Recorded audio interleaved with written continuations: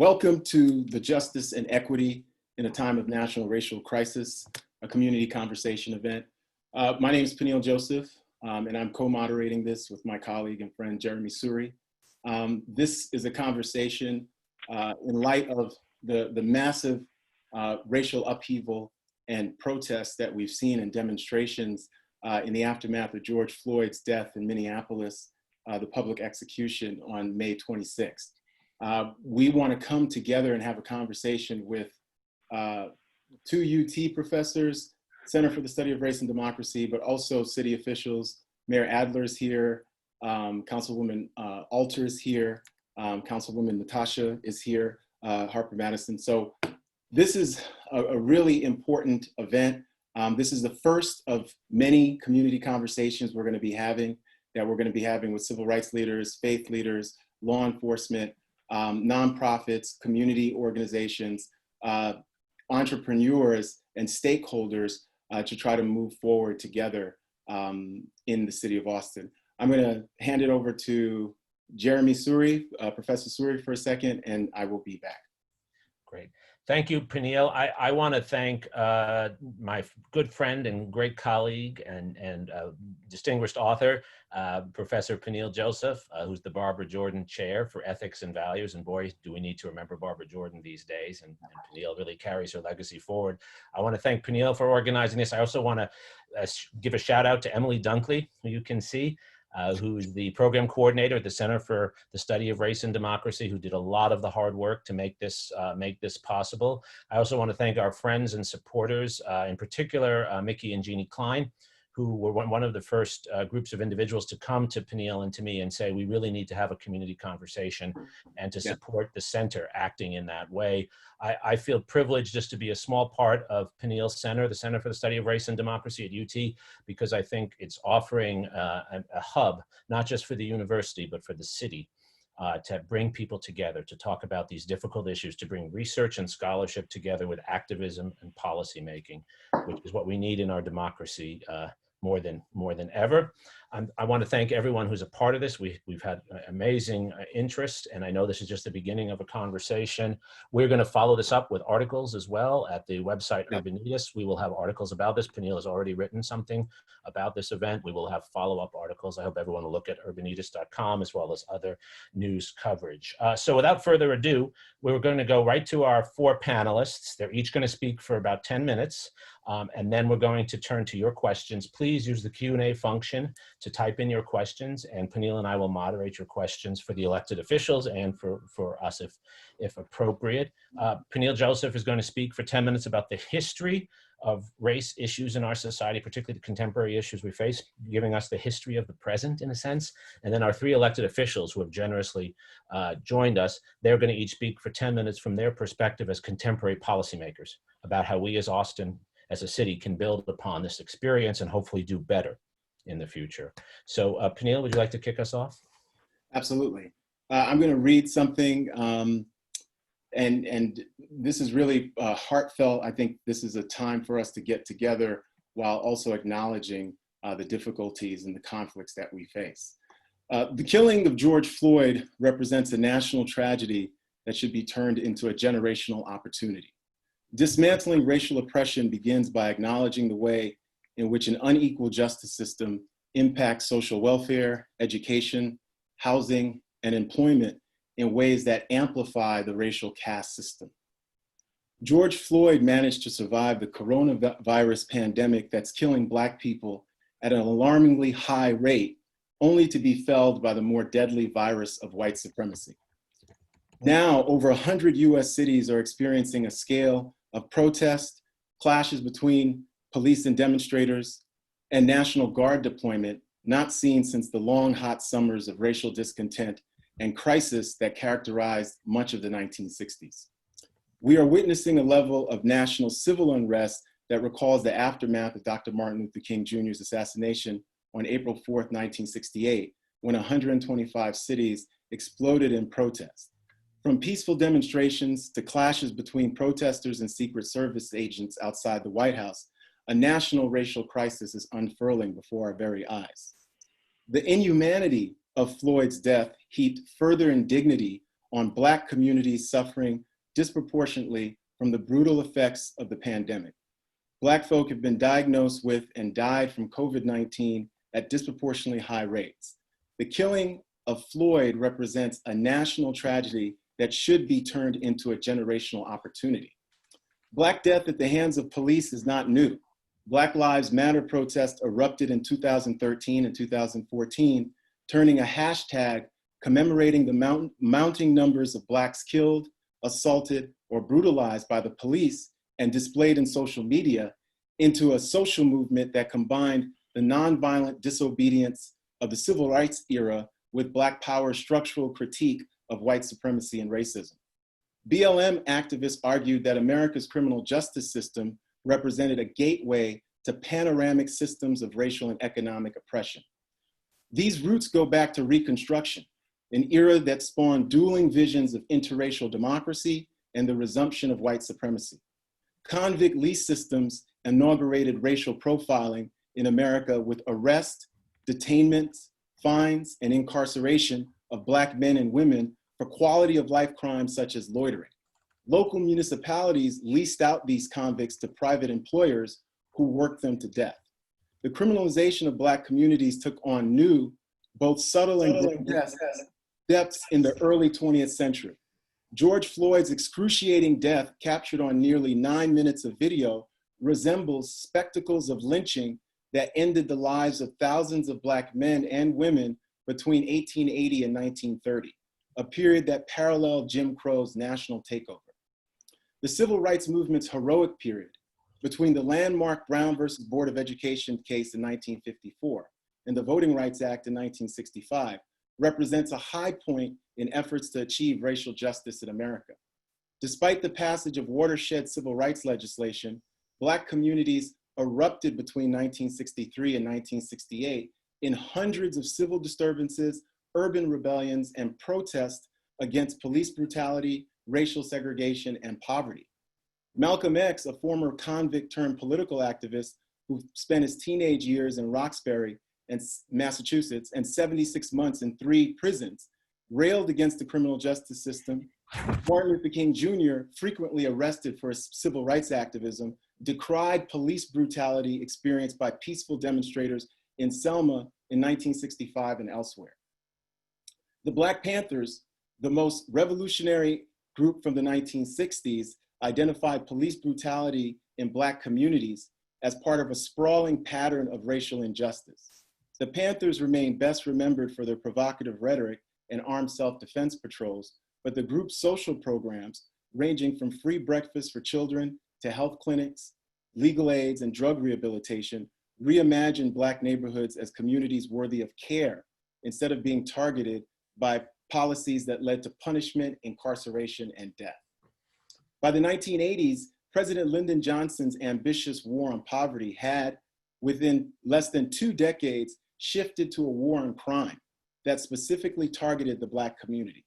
During the 1980s and 1990s, as violence, crime, and poverty raged against the backdrop of the crack cocaine explosion, both Democrats and Republicans competed with each other over law and order public policies designed to incarcerate drug dealers, thugs, and super predators that served as a thinly veiled code word for Blacks.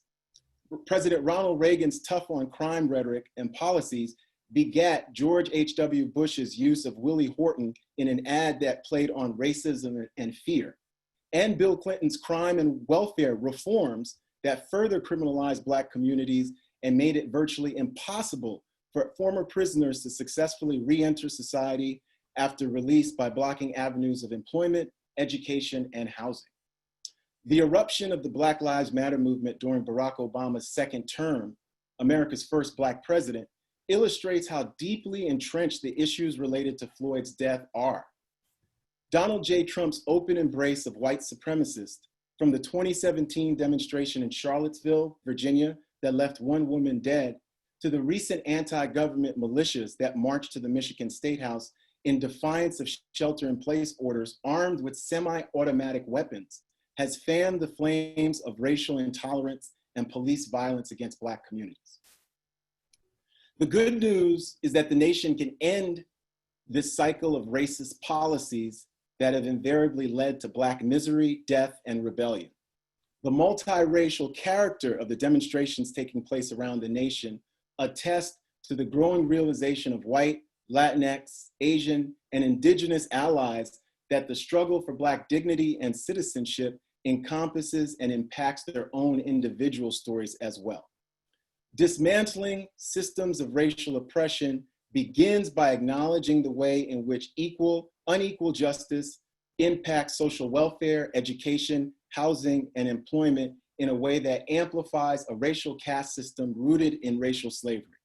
The nation needs fewer investments in criminal justice and more investments in racially segregated and economically impoverished communities whose suffering has only increased due to the coronavirus pandemic. Rooting out racist policies that marginalize, impoverish, punish, and exploit Black people will bring us closer to achieving our country. But that will not be enough. The explicit promotion of racial justice and anti-racism in America requires the implementation of policies and investments that acknowledge the depth and breadth of national inequities that will continue to periodically erupt until we eradicate white supremacy once and for all. And I will add that we here in Austin do right now have a generational opportunity. None of us have done enough to transform this situation. All of us who believe in American democracy and who believe that America can be liberty's surest guardian around the world, and who believe that this can be the greatest country in the world, we believe in Dr. Martin Luther King Jr.'s dream of a beloved community. We can build the beloved community here, one that is free of racism, one that is free of violence, one that is free of the marginalization and the segregation that we all know Black and brown communities live in right here in Austin.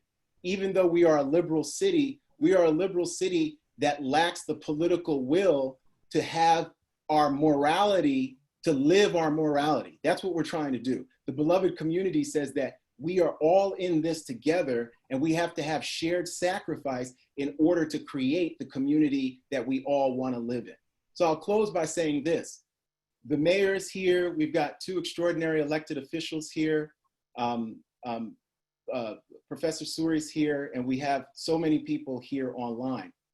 This is up to us. We have organizations that are interested and have been working towards racial justice right here in Austin, including the Center for the Study of Race and Democracy. I've had white allies ask, what can we do? Listen to Black people. That is part of what you can do. Listen to Black people. Listen to brown people. Hear the stories and the narratives that are happening and then see where you can help. We need deep empathy. We need deep understanding. We need a profound commitment to creating the beloved community that Dr. Martin Luther King Jr. died and sacrificed his own life for in our time. This is a generational struggle. It's going to take a generation of work, but I am firmly convinced and I am hopeful and I am optimistic that the demonstrations, that the protests we're seeing are an inflection point. We are at a watershed moment in American history, and all of us are going to have to tell our children, our grandchildren, our great-grandchildren, what side were we on? Were we on the side of social justice and building the beloved community, or were we apathetic? Were we cynical? Were we skeptical about the promise of American democracy? I am firmly on the side of hope and optimism, but I'm firmly on the side of being realistic and honest and boldly speaking truth to power about the challenges that we face, the long hill that we have to climb, but together, all of us who are communities of goodwill and conscience can transform the situation we have now and turn this into the generational opportunity of our lifetimes. Thank you. Thank you, Peniel, for sharing that really powerful historical perspective and bringing together, as you do so well, both an understanding of the racial issues and an understanding of the economic and political issues that all come together here. And seeing in the past a long history of suffering but also opportunities missed and opportunities that can be seized today. So much of your scholarship, including your new book, really articulates that so well. Mayor Steve Adler, if we could turn to you next. I know you've thought deeply about these issues. You've been committed to these issues your whole life. How as mayor do you see these issues today for our city of Austin? I think I began by just praying that this is truly the incredible moment in time that so many of us feel it has the potential to be. You know, there's such a confluence of events that are happening right now. There has been a growing list of people of color, mostly men, that have been shot while lying on the ground or on their knees or under someone's knees with their hands raised. In the last several weeks, and coming just before George Floyd, you have Ahmaud Arbery and Breonna Taylor in our city, Mike Ramos, all within 4 weeks of one another. You know, my sense is that only real accountability is going to begin to address the lack of trust that those incidents create. And we know that for our Black and brown neighbors, the fear of appearing in one of those videos is a generations long hurt that they carry. We also know it didn't start with the advent of cell phones. You know, it is hard to talk about race. So I began where the professor mentioned that probably at this point, people who look like me need to enter into that conversation ready to listen to those that have a lived experience that is different from ours. I've been listening a lot more this week to people that I love and people that I depend on, people whose skin color makes a difference in their lived experience than mine, and I fear for their children, many of whom I know. These events just bring to the forefront things that we have been confronting for a long time. When I formed the mayor's task force on institutional racism and systemic inequities 2.5 years ago, I had a lot of people in the community that immediately called me and said, "This is a really good idea, but will you call it something else?" I said, "What do you mean?" And they said, "Well, who are you saying is the racist in this? Can you call it something else, because that's incendiary?" The fact that 3 years ago, there was a challenge to actually naming something by its name has something that has stuck with me vividly. We are past that at this moment, and maybe that was one of the gates that enabled us to really look at ourselves and to look forward at the things that we needed to do. We're in the middle of this virus right now that I've been living 24/7, knowing that the incidence of death, the chances of dying from this virus, twice as great if you're an African American living in Austin. That the Latinx Hispanic community is twice represented in the new hospitalizations in our city relative to their population in the community. And there's a reason for that. And the reason for that is generations of treatment and generations of positioning. It's the family that's sitting around the kitchen table trying to decide whether to take the risk to go to work, because they don't have the luxury of being able to work from home. And if their income is if they want their money to be able to survive, they have to go to that work, but they know that there's danger in that work. And not only do they know that there's danger in that work, they know there's greater danger for them than the people who are staying at home and working from home. They know that not only that, but if they get sick, they come back to a home that is multi-generational in the frequency that is larger than the rest of the community, hitting another susceptible part of our community in a smaller space. They know that if they go to work and they are found to have the virus, they don't have the sick leave that 70% of this community has.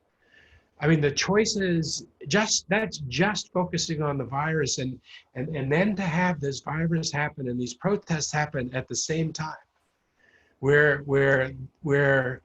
the community should be able to go out in numbers well beyond the numbers that we're seeing in this community.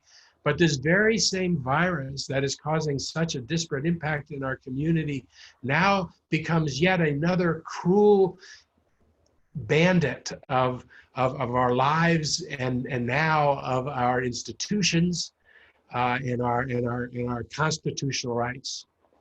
This has to be the moment that we grab a hold of, and we actually realize real opportunity. Now, we have pushed forward on things. This council, I'm proud to be part of, on things like fair chance hiring. I'm happy the position that we took on sick leave, because the 30% of our community doesn't have sick leave are primarily our populations and our communities of color. Proud to be part of a council that's pushed forward on homelessness. And homelessness is as every bit a race issue as any other issue we're dealing with over 50% of the people experiencing homelessness in our community being African Americans, when the population is what, it's 7% in our city. We have to do better. I am proud to be part of a city that in recent years has been doing more than any other city that I am aware of.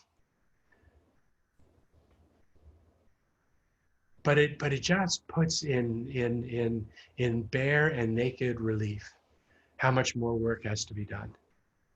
I pray that this is the moment. If we had the debate in our community about sick leave today, I think it would be significantly different than the debate that we had a year ago. When we talk about what it means for people who are service industry workers, and about whether or not they have to come to work when they're sick because we're not giving them any choices. When we go out and test a construction site today to find people that have the virus, and 50% of the construction workers won't get tested, because the fear of getting tested, with all that means, is greater than the fear of the illness itself. This is a present challenge in our community. I hope that this is the moment and the time for us to actually get things done at a magnitude and in a way that up to this moment has not seemed possible. Thank you, Mayor, for your comments and your perspective. Council Member Natasha, Harper-Madison, these issues have been vital issues for you, as for the whole council. Would you be willing to share your perspective with us?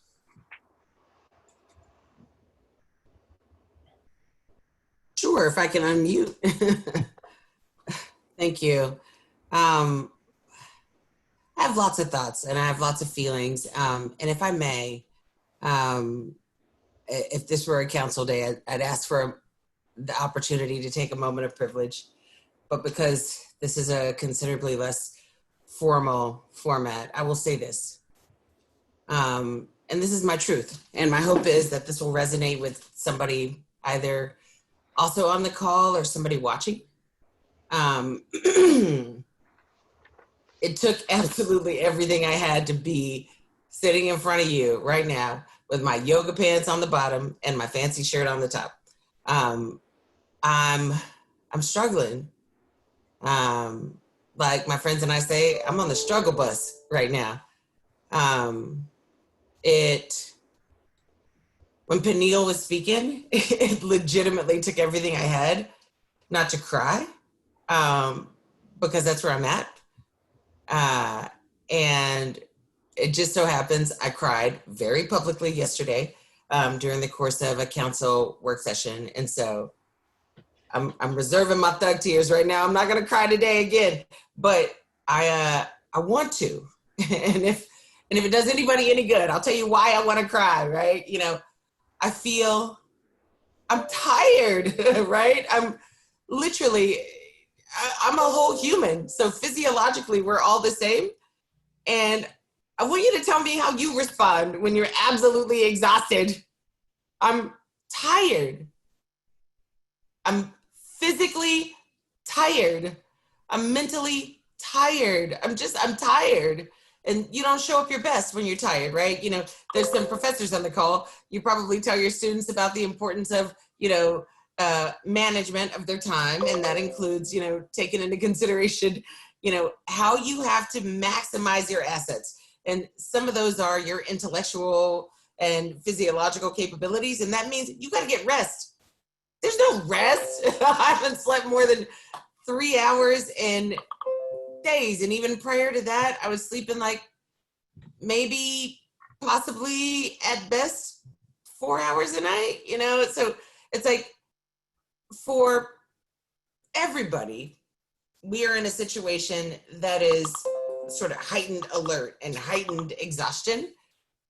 But for people who look like this, it's been heightened, triple heightened, and then like this exponential heightened in a way that people expect me to keep showing up and smiling. Y'all got lucky I put lipstick on today. Look, I'm tired. And one of the things I really wanted to convey, aside from some of the things that I think are considerably more important, when folks reach out, and I can assure you they're reaching out. I mean, to the point where I would have to hire a full-time employee to respond to the reaching out for offers of assistance. When folks reach out, here's something I'd like to just be clear about.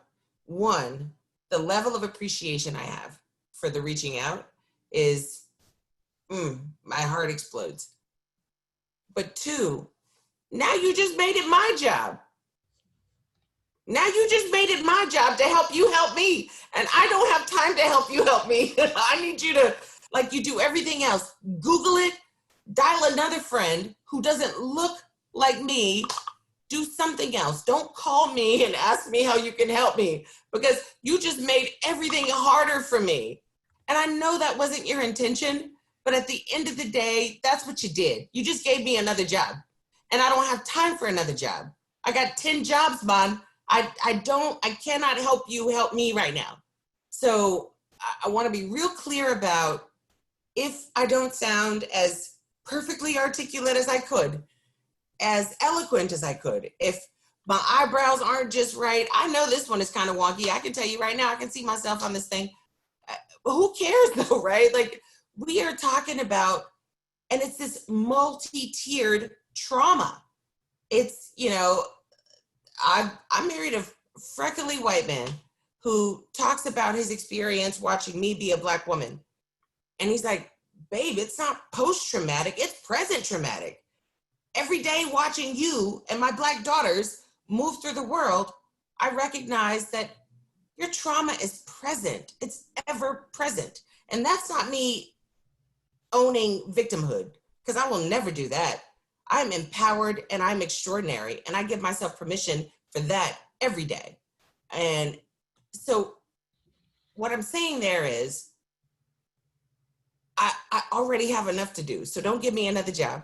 And then the other thing I will say is, I really, really appreciate the opportunity for conversations like this, but I just want to offer something in the way of a reminder. Even this in and of itself is one more time where I got to put my personal trauma. I want to hide under the covers like a 6-year-old hiding from the boogeyman right now.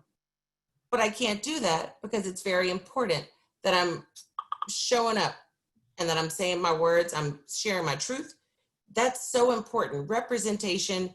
I'm the only one who looks like me on that council. And, you know, there's a colleague of mine on here, and, you know, I don't have to remind her of that. Like, I mean, I'm the only one. We're the 11th largest city in the nation. Yet, I'm the only one who looks like me. And whether they mean to or not, people operate in deference to the delegate. And there's something we got to talk about there, especially in times like these where it's so traumatic, it's so painful, it's so exhausting. When you defer to people who look like me, you just gave me another job. I got enough jobs. So I just wanted to be real clear about that. And then the other thing I would say is, I want to not gloss over the fact that this last several days has been complex and complicated. I think Mayor Adler really spoke to it well when he talked about the opportunity here. I think we find ourselves in this very unique, perfect storm, you know? There are academics on the line, so I don't have to talk to you about the variables, right? But all the variables are perfectly aligned for us to find ourselves in a situation where these things that have always been a problem are being highlighted in a way that you can't ignore them. I don't care who you are, you know? It turns out there have been times where you could ignore it. It didn't affect you. It didn't affect your life, your comfort, your privilege. You were all right. You were just fine. But right now, you can't ignore it. We find ourselves perfectly positioned to no longer ignore the things that we already knew were true. I wish I could, without calling anybody out, highlight the messages that I've received that said, I'm so sad for you right now. I'm so concerned about you and your people. I want y'all to let that marinate for just a second. I think we have found ourselves in this place where we're recognizing it's not about me and it's not about my people.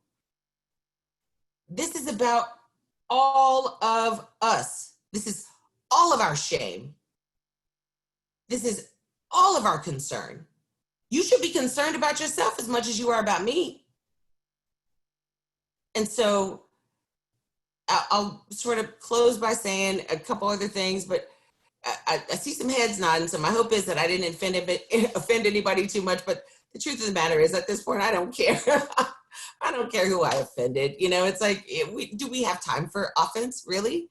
I think what we're seeing here in Austin and across the country is a demand, an absolute demand for overdue justice.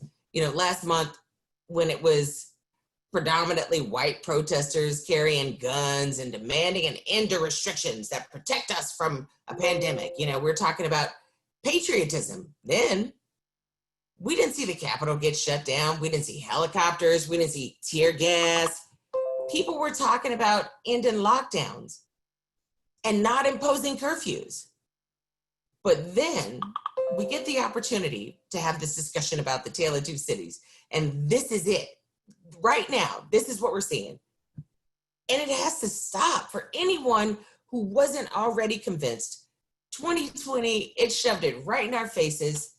We need deep and lasting changes to our social structures and, frankly, to our institutions, all of them, education or otherwise. Racism is, and I've said it before and I'll say it again, it is absolutely America's original sin. And we didn't fix it by ending slavery. We didn't fix it by ending Jim Crow. Racism has been a part of the city of Austin, frankly, since the beginning, from policing to housing to health opportunities. The fact that in this city, the capital city, and one of the largest states in our republic, your health outcomes are determined by your zip code. These protests are an opportunity to recognize that and finally, for the love of God, confront it. These demonstrations are a direct reflection of our super progressive community, our neighbors who are tired of watching unarmed Black men and women. And I need to put a double, triple underline under women. I think we keep talking about Black men. Black women are dying too. Latinx men and women are dying too. Native men and women are dying too. Asian men and women are dying too. Poor people, because I think there are people who unfortunately categorize all those folks, the others, in the poverty category. Turns out we are not a monolith and we're not all poor. But poor people are dying too, needlessly, at the hands of our law enforcement professionals. So now, right now, in my mind's eye, like, I don't see a better opportunity to address true equity for our neighbors, for ourselves.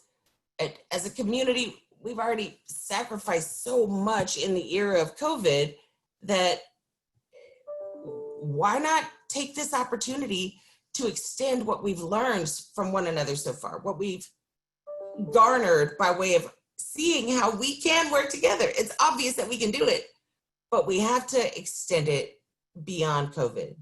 We have to push it, like real hardcore trajectory into the next levels. And those next levels are the ones that will see us through not just today and not just tomorrow, but when my 10-year-old who's asking me why the helicopter keeps flying over our house, my hope is when she's 30, she will remember the work we did today. Because oftentimes that's how it works. And that's the unfortunate part about it. You have to remind people to be patient because it is slow.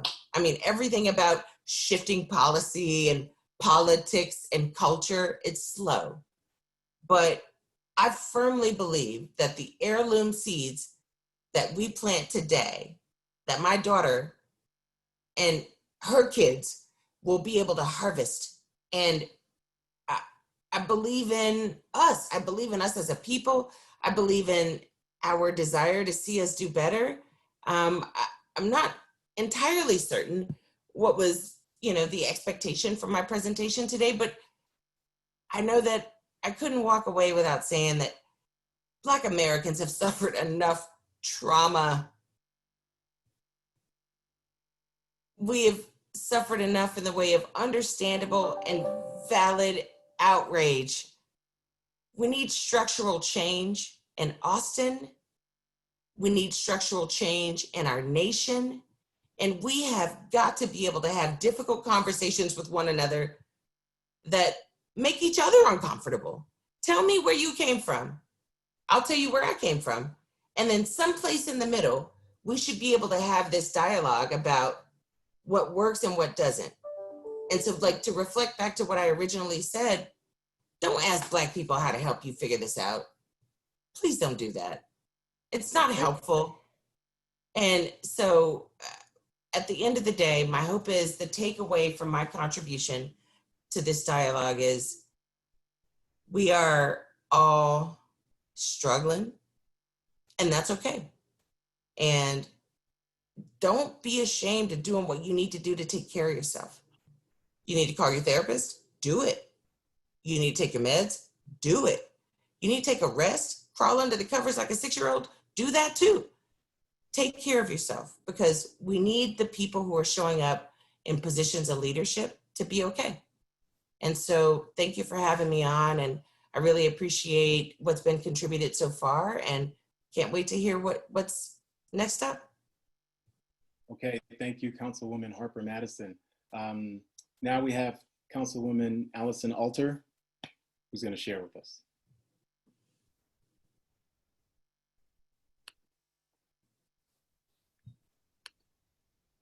Thank you, Councilmember Harper-Madison, for your candor and your leadership.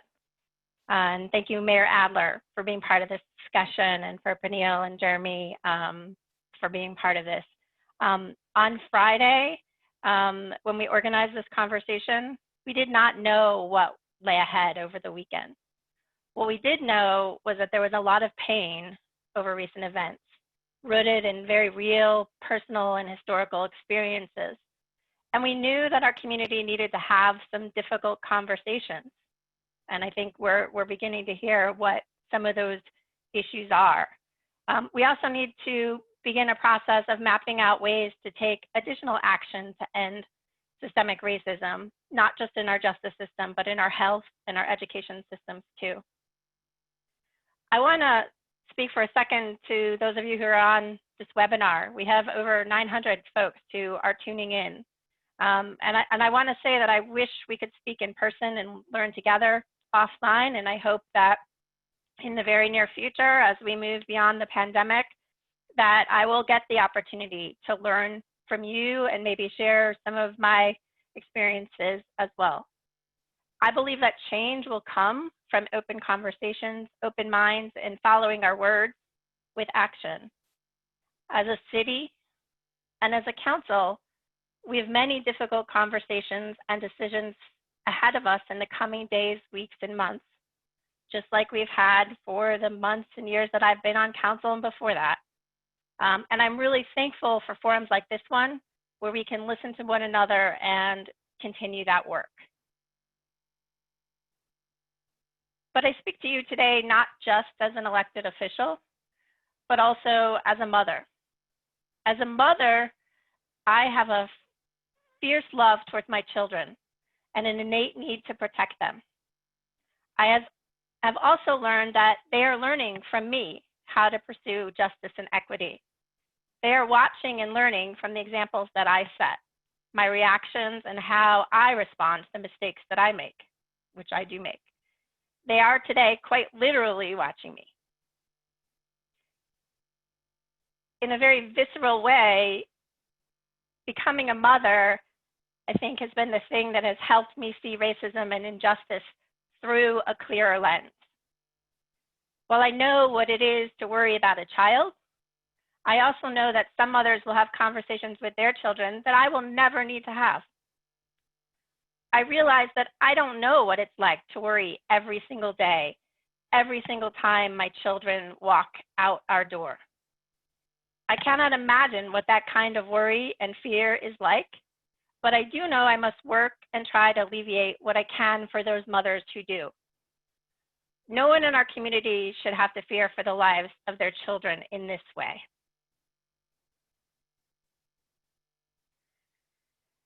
Returning to what's kind of before us, I'm married to a historian, so I think it's important for us to keep the history in mind, and I want to thank Professor Joseph for his overview. George Floyd's senseless death was not the first time we've seen police violence in this country. We have seen it here in Austin with Larry Jackson, Kevin Brown, David Joseph, Michael Ramos, and countless others, and we need to acknowledge that. The protests this weekend were not the first time Austinites have gathered together to condemn racism and injustice. And likewise, the conversation we will have at Council on Thursday in the aftermath of the protests is not our first conversation. This Council, this 10-1 Council, has been working at unlocking and undoing systemic racism, but we have much more work to do.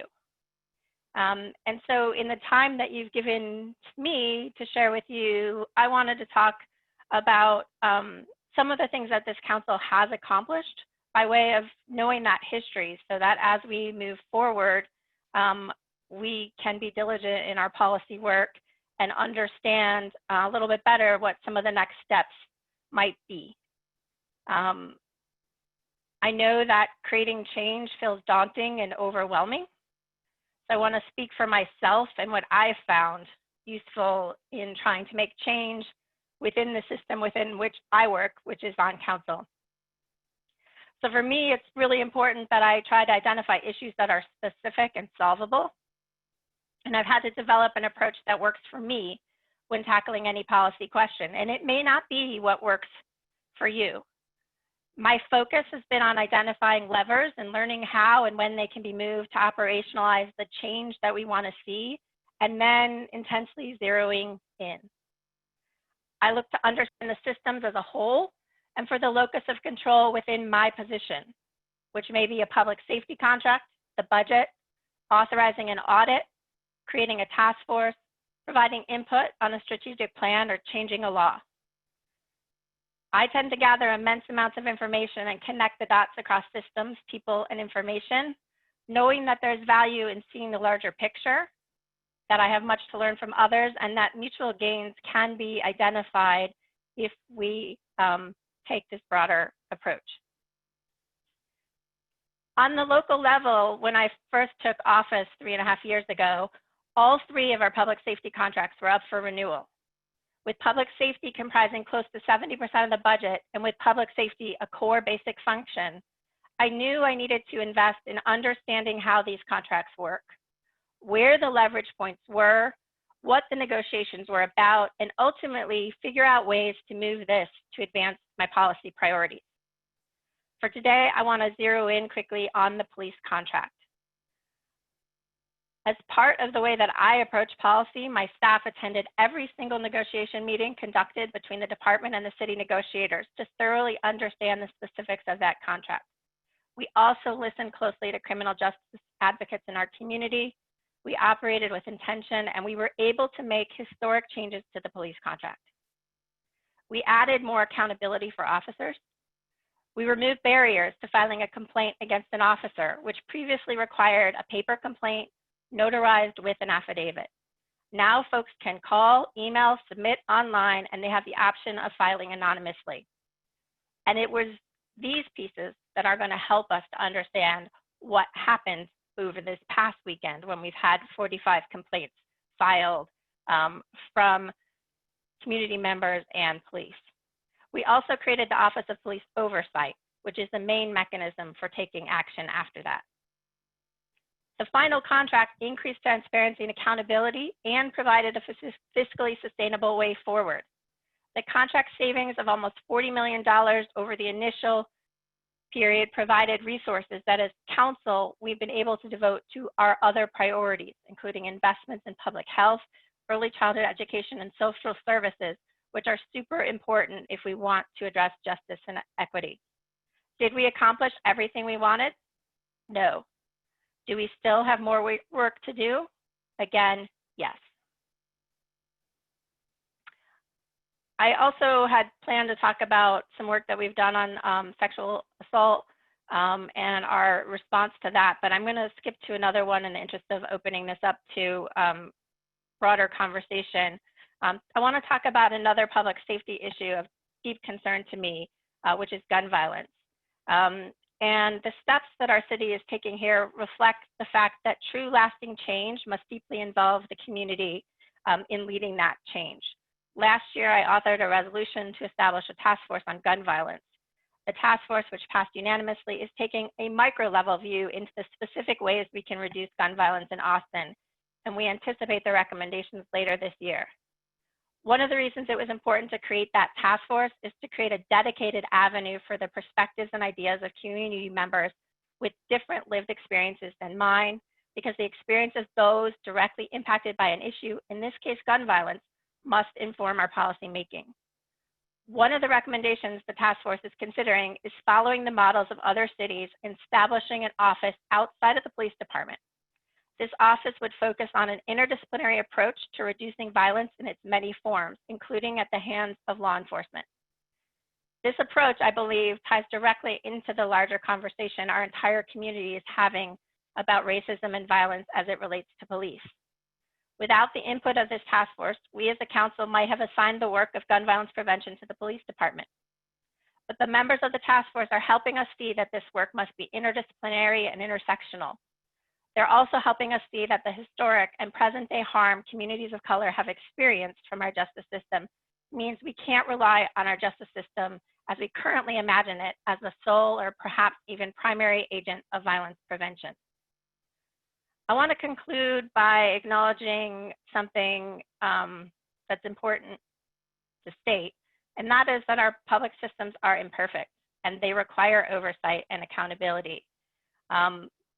That oversight requires us to identify and address the many moving parts in those systems. And the work that we have before us is not work that we are going to finish in 1 week or in one council meeting, in one hearing. It is work that we have to dig deep into and get at lots of different pieces. And sometimes it's going to be slow going. It's going to require resources, and it's going to require a will to make the change, sometimes in the odds of folks who strongly oppose making the change. That is something that we have to figure out together as a community, what steps we need to take and which pieces we want to control. I'm proud, though, to be part of a 10-1 council that is majority female and is the most representative of our community that we have ever had. We have 3 Latino members. We have representatives from the gay and lesbian community. I'm Jewish. We have a lot of representation, if not as much as we could, and we have made strides. And I think as a city, we need to recognize that this work doesn't start with what happened this weekend. It's been going on for a long time, and the folks who've been in the trenches working on it are really glad to have a lot of other folks in this together, because that's what it's really going to take to make change in our city. And so I really appreciate you all being here, and Professor Joseph and Professor Suri for creating this forum, and to my colleagues for spending the time and sharing of themselves to be here today. Thank you.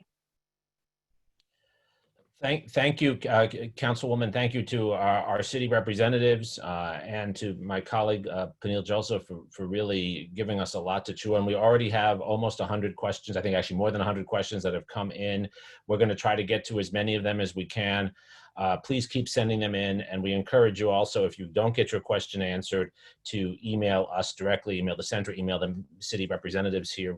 I think everyone wants to answer as many questions as possible.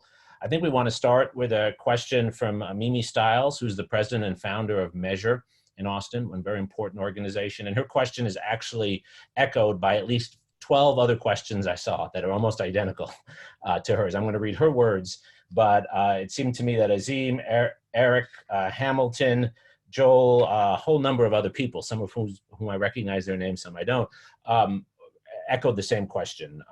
So Mimi's question to the panel. In November 2016, Mayor Steve Adler announced the formation of a task force comprised of several local representatives from business, education, and criminal justice to address institutional racism in Austin. And I think all of you referred to this in one way or another. Mimi served on the steering committee. The task force members formed 5 working groups to include civil and criminal justice. The final report provided several metrics of accountability for the police department. The question of accountability for the police is in, I think, about 25 of our 100 questions here. How aggressively did we as a city act to measure the implementation and impact of these recommendations? How might we use this document from 2016 today as a blueprint for addressing Austin's race problem? And I think we put that to the panel. Maybe Mayor, if you'd like to go first. That's a good question coming from Mimi, from Measure, from the other folks. That list of items has come up several times since the report was completed. As you recall, following that report and as part of the contract and associated with hiring, I took a document or list that came from Measure, and the council in its entirety passed a resolution that asked for us to move to those metrics and those measures to evaluate the police performance, and asked them if they were able to take those measures and utilize them. Some of those measures became the measures and the metrics that have appeared in the strategic plan for the city in the section on policing. But as recently as, and the police department came back with their assessment of those metrics and how they thought they could use them. That led to engagement of the council that was urging them to focus more on the outcomes as opposed to the outputs as reflected in those measures. And those conversations continue as we push for that. My most recent conversation on that with the public safety folks was probably a little like 2.5 weeks ago.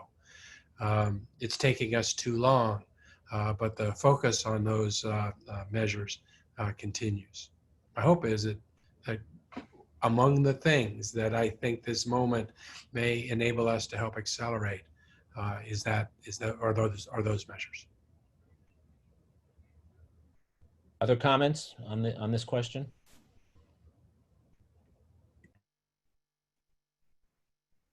Well, we're getting a lot of good questions on really something that when I ask people might not understand what I'm saying, so I'll explain it. We're getting a lot of questions about in Austin, and this is happening nationally, about your thoughts, both the mayor and Councilwoman Harper-Madison, Councilwoman Alter, about defunding police. This idea that a lot of activists, this is not just Black Lives Matter, this is not just Black people, this is Latinx, this is white, this is queer, LGBTQ, have talked about defunding the police.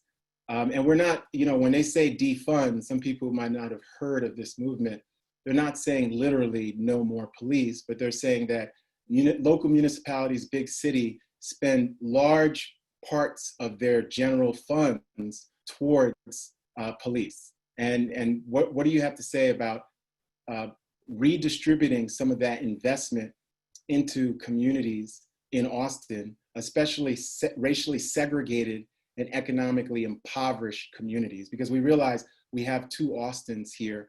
And somebody even asked vis-a-vis how that funding could go to schools, could go towards racial integration, could really make us be a whole different Austin. And I'll start with, you know, who wants to start with that? Councilwoman Alter or Councilwoman Harper-Madison, you want to start? I'm sorry, I'll take my turn. Did Councilmember Alter have her hand up first? I had my hand up. I don't mind going second. This is No, I'll wait. Thank you. Okay. Councilwoman Alter. Thank you, Councilmember Harper-Madison. So I think it's, this council has been looking for and asking questions about how we can most effectively spend our dollars to achieve our outcomes. We set up a strategic plan, we have strategic goals, and we have metrics, et cetera. We have been raising time and time again questions like, would our money be better spent on mental health services than on the police? And we have allocated money to those things. We've made investments in early childhood education. When we rejected the contract in 2017, and when we adopted the police contract in 2018, some of that was in part about the way that you framed defunding, although we didn't call it that. We wanted to be able to have fiscal sustainability and be able to invest in our priorities. And we saved almost $40 million between the contract that was there in 2017 and 2018. So we are conscious and have those conversations. The question that we will have to be looking at is, you know, where on the margins should we be reallocating?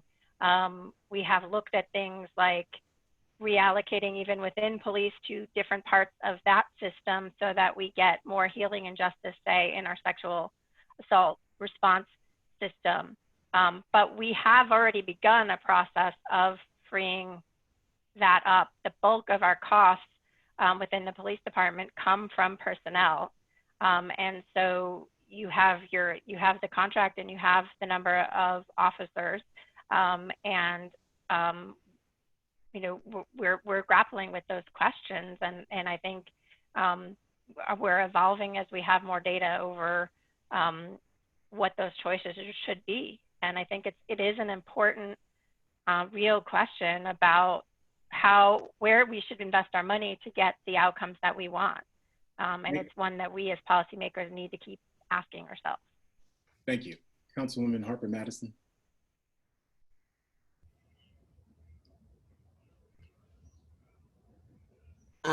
Okay. Well, I think my colleague said a lot of what I otherwise would have said, but I would say this, and I'm certainly not an expert. I'm becoming more and more so outside of my anecdotal experience and that of my family and my constituents. I wonder if there's a different way to talk about defunding police, right? I wonder if we could say divest. I wonder if we could say right size, and that would make more sense for folks. Mm-hmm. And so again, I'm not the expert, I'm not the pro. Maybe there's a reason that we say defund in the way that we do. And I'm certainly open to, which by the way, if you already have 200 comments, you guys, we're not going to get through all the comments. I actually have a thing at 3. And so District 1, DISTRICT 1, the number 1, at austintexas.gov. If you have questions that didn't get answered today and you want them to get answered and you want somebody to respond to you, certainly you can imagine by way of pandemic and, civil unrest, I might not get back to you for like a week, but I promise you, I will answer your question. If you have a question for me, I hope you will follow up and ask us that question. And if there's anything in the way of like, why do we say defund? Is that intentional? I'd like and I'm not being facetious. I'd really like to know. And so the thing I would say about that is I absolutely hear what I think is the sentiment there, and agree wholeheartedly that system. I'm sorry. I was saying, so we can get to more questions. I was going to go to Mayor Adler, but if you have more, yeah. I thought you were. No, I was just going to say, I think we should definitely be thinking wholeheartedly about how we can best use our resources. And I think Council Member Alter already really hit on some of the other points. Great, thank you. Mayor Adler? I think moving the balance between public safety and the rest of the budget is something that has to happen. I ran 6 years ago saying that I would work on that. And in that period of time, beginning 6 years ago, it went from 70% down to its current 65%, which is where it is right now. That's a little over a $50 million switch in our present budget. Most of that money has gone into health and human services, just something that's moved over. At this point, our percentage spent on policing is less than, I think, what is the average across the country.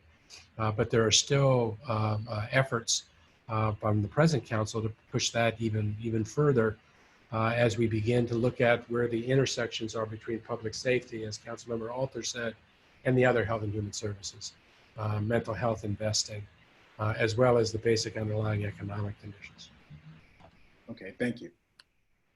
So I want to go to another question that I think is echoed by at least 15 to 16 people in different ways. And I want to go to one of my students actually who asked this question. But before I do that, I was also requested actually by an anonymous commenter that we also mention Tony McDade, who apparently is a Black transgender individual who is another casualty of police violence in Florida.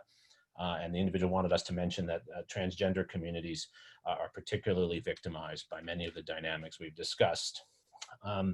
My student, Amanda Aguirre, who's also a new mom, has asked, I'm going to read her question again, it's echoed by about 15 other people. How can we make anti-racism work and leadership more intertwined in everything that we do, especially in the city? As a Latinx woman of color, and a UT Executive Master's student, that's who Amanda is, it was not lost on me how the issues of race and gender were often tokenized to specific books or classes or specific policy issues. When tense conversations come up, and I'll say when tense moments arise, how can we weave these issues in more fully? And how can we educate ourselves better as leaders, as professors? I think she's making a point to me about this here, as a society. How can we do better to make these less tokenized issues or issues of a particular crisis moment and more consistent issues in the way we make policy?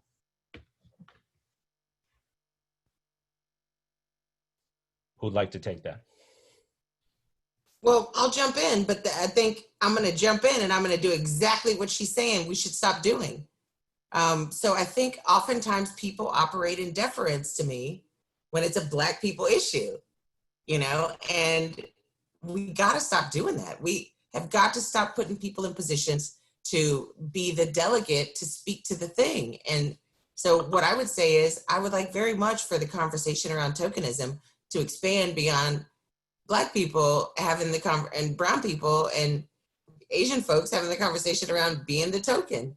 The conversation should be broader in that we need our friends and our allies and our colleagues to recognize that when you operate in deference to us, that is oftentimes, in fact, tokenism.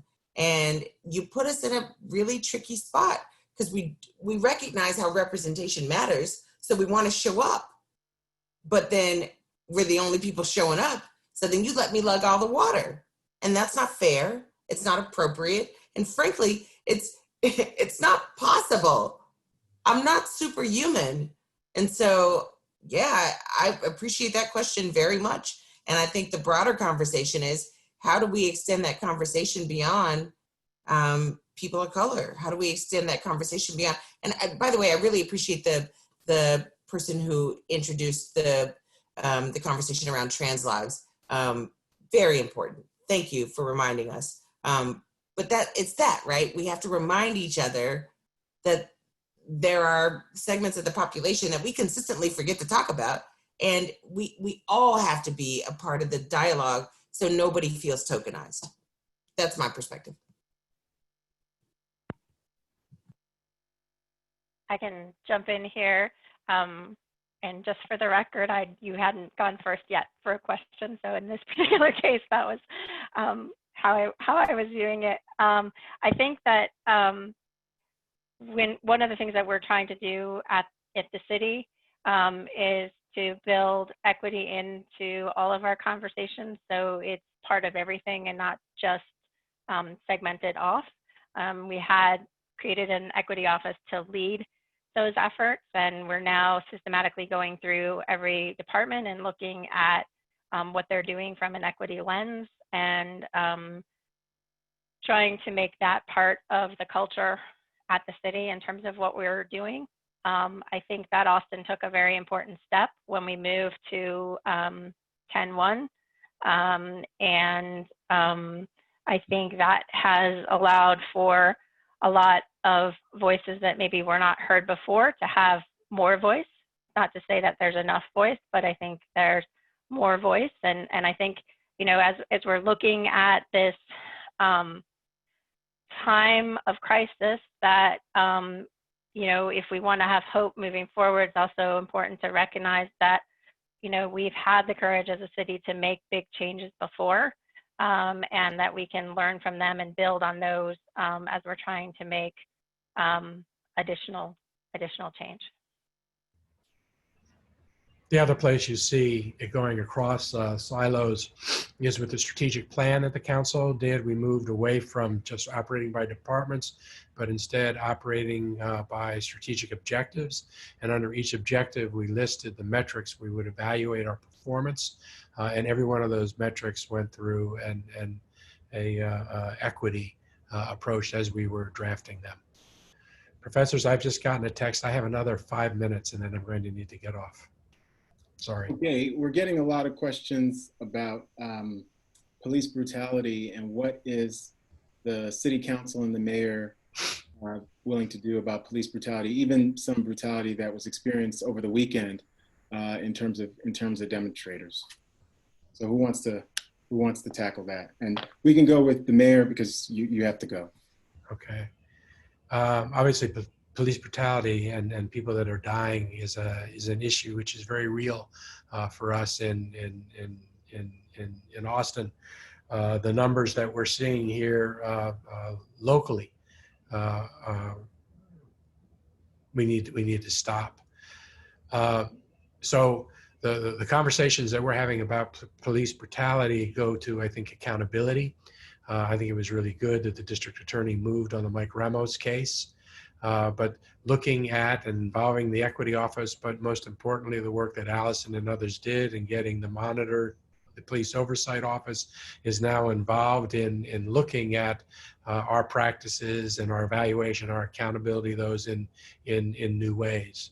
Speaking directly to what we have seen this weekend, I think that all of us looked at our officers shooting rubber bullets and beanbags in a way that shocked us, for both from a visual image as well as the impact and injuries that it was sustaining. We have to be able to maintain peace and public safety in this city. I understand that, but we have to be able to do it in a way that is Austin, both in practice and in philosophy. And I don't think this weekend that we reached that right balance.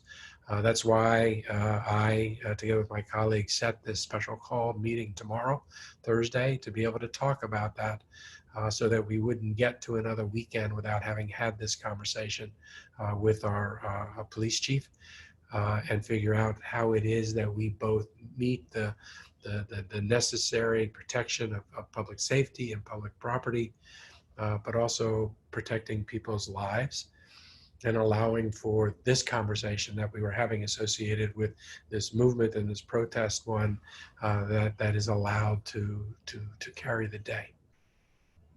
Okay, thank you. Thank you, Mayor Adler. Is Councilwoman Alter or Councilwoman Harper-Madison?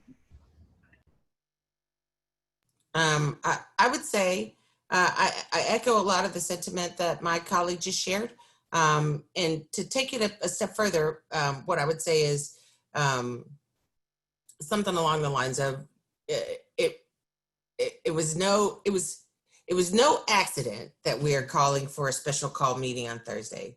You can certainly imagine that there was a lot of effort and a lot of conversation that led us to that place where we recognize we need to, as a body, be able to have a conversation. And so I really appreciate being able to say this, because I think a lot of folks don't know, from structurally how it works, procedurally rather, how it works. So yes, Thursday was already our council day, but because this item wasn't posted prior to, it has to be a special called. In which case there's a lot of, by way of operating within this bureaucracy, there's a lot of procedural elements that folks don't know the background on. And so I can feel people being frustrated. I'm frustrated too. And I mean, especially as a newcomer, right? I've only been here for a year and a half as a person who never had political ambition and who just kind of rolled up, and I'm learning on the job. And the learning curve, I can tell you right now, is extraordinary. It's great. And so I certainly don't expect for the layman to understand how these things work, but so much of this is so complex and so complicated. And as a municipality, as we should be, we're super risk averse. We're always worried about the necessary things. And so I would say this, I would say I appreciate that frustration so much from a personal level and from a professional level. I recognize the frustration, but I'm also, somebody just texted me and said that my email notifications is stressing them out. Y'all, I'm sorry. I don't know how to turn them off. I'm so sorry. But that's what it looks like, right? You get literally 1,000 emails a day and you're trying to figure it all out. And so this is one more of those things where you feel like we didn't get it quite right. And you're trying to figure out how to fix it, how to right size the thing, but we don't have all the answers. I really look forward to having that conversation with my colleagues on Thursday. And then beyond that, I certainly commit, and I know most of my colleagues, all of my colleagues also commit to getting it figured out. I would ask this, for people who are asking questions like that, to offer us something in the way of grace as people in positions of leadership. This is new to us too. And, when we're not coming with lived experience and subject matter expertise on things that we're all new to as well, oftentimes we're figuring this out together. And I know that doesn't offer you anything in the way of comfort, but it's real. And I hope, just being candid and honest is helpful in that we can commit to figuring it out. But if we don't always know every step of the way exactly how to do it, it's because it's new to us too. Okay, thank you. Okay, Can I just- Mayor Adler and Councilwoman Alter. Thank you, Steve Adler. So I just wanted to comment briefly, agree with a lot of what my colleagues have said here. I think that we need to recognize that we can ask questions about whether the behavior of our police officers reflected our values as a city, at the same time that we can recognize that we have a lot of really good officers out there every day helping our community. And I think that if we want to make change within the police department, we have to find a way to do both of those things. I had thought that we had instituted a de-escalation policy and a use of force policy. Clearly, when they were tested, they didn't work the way that we thought they would. And so I think that's one of the things that we need to really be looking deeply at. Again, there are, you know, as I said earlier when I talked about the contract, we didn't get everything done, and not everything gets done through the contract. And we need to make sure that we are providing cultural competency and leadership training, and that we are watching out for the mental health of our officers and looking at the training academy, looking at recruiting, promotions. There's a lot of different aspects that make up this system that might condone the behavior that we saw. And then on top of that, we have to get to the facts and understand what exactly did happen so that any changes that we make will be effective. So I think we're coming up on our end time of 2:30, and the mayor has had to leave. I think Councilmember Harper-Madison is still with us. I'm not sure. She had to leave. She had to leave as well. So I know that Peniel has some closing words for us. I want to thank everyone for participating. We have 160 questions here. We only got to a few of them. Please directly contact us, and in particular the members of the city government, with your questions. They are all available and all agreed that they would try to answer your questions. Councilmember Alter, before we close, what are the one or two things you really want to see accomplished in the next few months?